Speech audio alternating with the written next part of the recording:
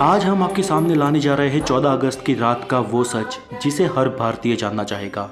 वो रात जिसने हिंदुस्तान का इतिहास, भूगोल, भविष्य और सोच को बदल दिया। वो रात थी आज़ादी की रात। दिल्ली में 14 अगस्त की शाम से ही जोरदार बारिश हो रही थी। रात 9 बजते बजते रायसीना हिल्स पर करीब 5 लाख लोगों का हुजूम जमा हुआ था। बारिश अब भी जारी थी। रात को करीब 10 बजे सरदार पटेल, जवाहरलाल नेहरू, डॉक्टर राजेंद्र प्रसाद और माउंटबेटन वाइसरॉय हाउस पहुंचे। 14 अगस्त 1947 की रात 12 बजने में कुछ ही मिनट बाकी थे। तब पंडित जवाहरलाल नेहरू ने 2 लाइनें कहकर अपना प्रवचन शुरू किया। At the stroke of the midnight hours when the world slept, India will be awake to life and freedom.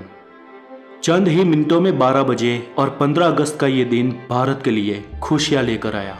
190 सालों बाद ब्रिटिश हुकूमत से देश स्वतंत्र हुआ था, लेकिन इन खुशियों के साथ उतना ही गम था, क्योंकि भारत ने अपना 3,46,737 स्क्वायर किलोमीटर का पूरा विस्तार और करीब 8 करोड़ 15 लाख लोग एक ही रात में गंवा दिए थे। देश 2 टुकड़ों में विभाजित हुआ था, हिंदुस्तान और पाकिस्तान। हिंदुस्तान यूं ही आज़ाद नहीं हुआ। 15 अगस्त के बहुत पहले ही ब्रिटिश हुकूमत का अंत शुरू हो गया था। महात्मा गांधी के जन आंदोलन से देश में नई क्रांति की शुरुआत हुई थी, तो एक और सुभाष चंद्र बोस की आज़ाद हिंद फौज ने अंग्रेजों का जीना दुश्वार कर रखा था। ऊपर से दूसरे विश्व युद्ध के बाद ब्रिटिश सरकार में उतना दम भी नहीं था कि वो हिंदुस्तान पर अब शासन चला सके। इसलिए माउंटबेटन को भारत का आखिरी वाइसरॉय बनाया गया था, ताकि देश को आधिकारिक तरीके से स्वतंत्रता दी जा सके। अंग्रेजों ने भारत को शुरुआत में 3 जून 1948 के दिन स्वतंत्र घोषित करने का निर्णय लिया था, लेकिन मोहम्मद अली जिन्ना ने पाकिस्तान नामक अलग मुल्क बनाने की ठान ली थी, जिसके चलते देश में कई जगह पर सांप्रदायिक हिंसा शुरू हो गई। बिगड़ती परिस्थिति को देख अंग्रेज भारत को हो सके इतना जल्दी स्वतंत्र राष्ट्र घोषित कर देना चाहते थे, क्योंकि अंग्रेजों को भी भारत को आखिरकार एक टुकड़े में नहीं लेकिन 2 टुकड़े में विभाजित करना था। स्वतंत्रता के लिए दिन 15 अगस्त ही क्यों चुना गया? तो इसमें ऐसा है कि सिर्फ हम भारतीय ही शुभ और अशुभ में नहीं मानते थे, बल्कि अंग्रेज भी उतना ही मानते थे। माउंटबेटन मानता था कि 15 अगस्त का दिन शुभ है, क्योंकि 15 अगस्त 1945 के दिन ही जापान ने शरणागति स्वीकारी थी और इसके ऑफिशियल साइन 2 सितंबर को हुए थे। इसलिए बेटन के अनुसार 15 अगस्त का दिन मित्र राष्ट्रों के लिए शुभ था। तो फिर रात 12 बजे के वक्त को ही क्यों तय किया गया?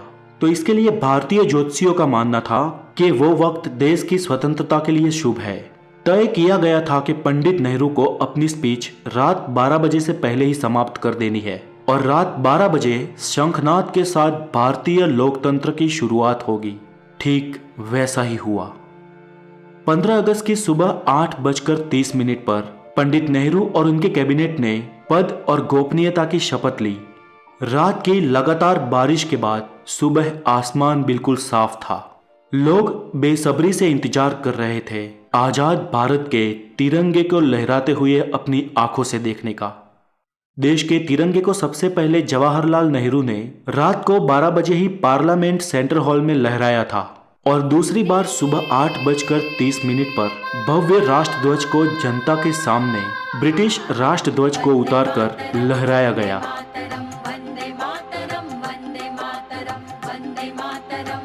देशवासियों की आंखों में खुशी के आंसू थे।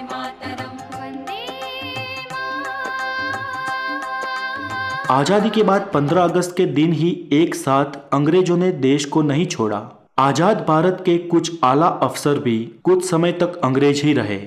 1500 ब्रिटिश सैनिकों की पहली टीम 17 अगस्त 1947 के दिन अपने देश रवाना हुई, तो आखिरी टीम 27 अगस्त 1948 के दिन निकली। दोस्तों, ताज्जुब की बात यह कि लुटेरे अंग्रेज हमारे देश के अतिथि बन के आए हो, उस तरह से उन्हें विदा किया गया। उनकी आखिरी फौज ने जब मुंबई के बंदरगाह से विदाई ली, तब जॉर्ज पंचम को विदाई देने वाला गीत बैंड बाजा के साथ बजाया गया। आजादी से 190 साल पहले भी अमीर चंद और मीर जाफर ने रॉबर्ट क्लाइव का ऐसे ही सम्मान के साथ स्वागत किया था। और फिर क्या हुआ? प्लासी का युद्ध और 190 साल की परतंत्रता। फिर भी हम भारतीय नहीं सुधरे। अतिथि देवो भव के सूत्र को हमने आज भी नहीं छोड़ा, फिर वो अतिथि वाकई देवतुल्य हो या हमें लूटने आया हो। दोस्तों आज के लिए इतना ही, और देश की इस स्वतंत्रता की कहानी को ज्यादा से ज्यादा शेयर करने की आपकी जिम्मेदारी है। और इस वीडियो को हो सके इतने लाइक, हो सके इतने कमेंट दीजिए। और अगर आप नए हैं तो द नॉलेज को जरूर सब्सक्राइब करें और हमेशा खुश रहें। जय हिंद, वंदे मातरम।